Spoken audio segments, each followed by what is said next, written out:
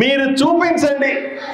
ఆంధ్రప్రదేశ్లో ఇన్ని జిల్లాలలో, ఎన్ని ఊర్లలో, ఇన్ని నియోజకవర్గాల్లో ఎక్కడైనా ఒక్క మండలం చూపించండి 1,30,000 జనాభా ఉన్నది. ఎక్కడా లేదు. ఒక్క విషయం మీరు స్పష్టంగా తెలుసుకోవాలి. నేను అసెంబ్లీలో కూడా చెప్పాను ఈ మాట, ముఖ్యమంత్రి గారికి కూడా చెప్పాను, ఎమ్మెల్యేలందరికీ చెప్పాను, కనబడిన వాడికంతా దండం పెట్టి చెప్పినాను. అయ్యా, రాష్ట్రంలోనే అతిపెద్ద మండలం ఆదోని మండలం. గ్రామీణ ప్రాంతాల్లో ఉన్న 42 గ్రామాల్లో 1,30,000 మంది జనాభా ఉన్నారు. మీరు చూపించండి. ఆంధ్రప్రదేశ్లో ఇన్ని జిల్లాలలో, ఎన్ని ఊర్లలో, ఇన్ని నియోజకవర్గాల్లో ఎక్కడైనా ఒక్క మండలం చూపించండి 1,30,000 జనాభా ఉన్నది. ఎక్కడా లేదు.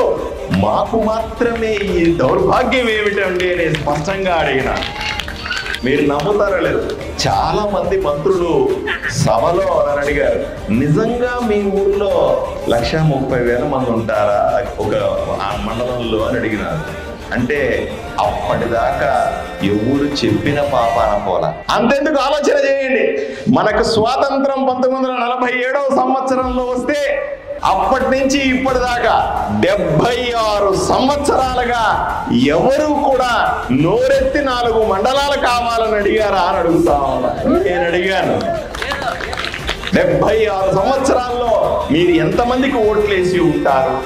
76 సంవత్సరాల స్వాతంత్రం వచ్చిన తర్వాత ఎంతమందిని మీరు ఎమ్మెల్యేలు చేసి ఉంటారు? ఎంతమందిని ఎంపీటీపీలు చేశారు, జెడ్పీటీసీలు చేశారు, సర్పంచులు చేశారు, ఎంపీలు చేశారు, మంత్రులు కూడా చేశారు. కానీ ఎవరు అడగంది నేను ధైర్యంగా అడిగినాను. ఇది కావాలని అడిగినాను, ఇది కావాలను పట్టుబట్టాను.